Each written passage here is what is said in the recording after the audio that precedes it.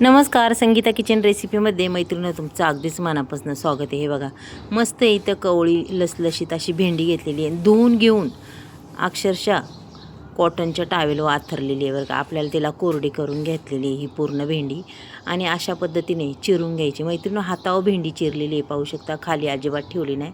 त्याच्यासाठी लागणारे हा लसूण बघा असा वाटून घेतलेला आहे, ठेचून, कढीपत्ता आणि इथं भेंडी बी अगदी मस्त अशी चिरून घेतलेली आहे, मिरच्या घेतलेल्या आहेत. मैत्रिणी भेंडी खरंच अक्षरशः आपल्याला खूप वेगळ्या पद्धतीने करायची आणि चवही तिची खूप छान लागते. अजिबात ही भेंडीची भाजी चिकट वगैरे अजिबात होणार नाही.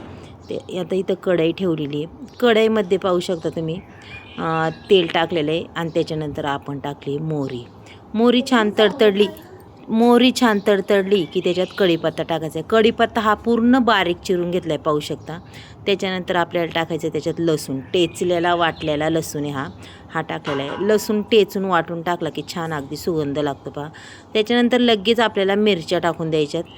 मिरच्या लसूण हा अगदी छान पद्धतीने परतून घ्यायचा. पूर्ण कच्चापणा याचा दूर झाला पाहिजे, पाहू शकता तुम्ही.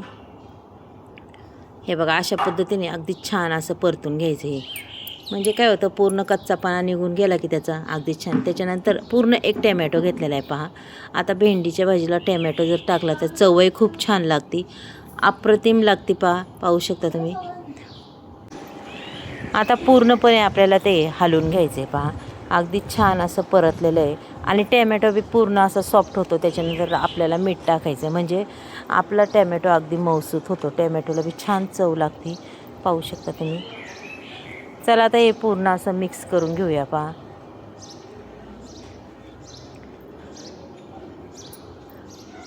अगदी चांगल्या पद्धतीने अगदी मस्त असं परतून निघतं. मिरचीला बी सुद्धा मीठ लागतं. मिरची बी छान खायला आपल्याला चविष्ट अशी लागते, पाहू शकता.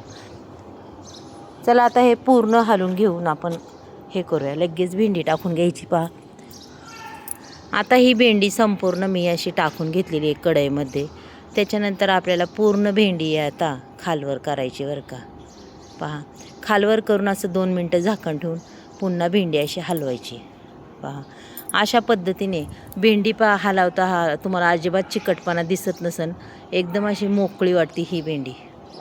मग पहा, आता ही भेंडी आपण एकदा झाकण ठेवल्यानं आता फक्त बारीक गॅस करून ही भेंडी अशीच उघडी ठेवायची.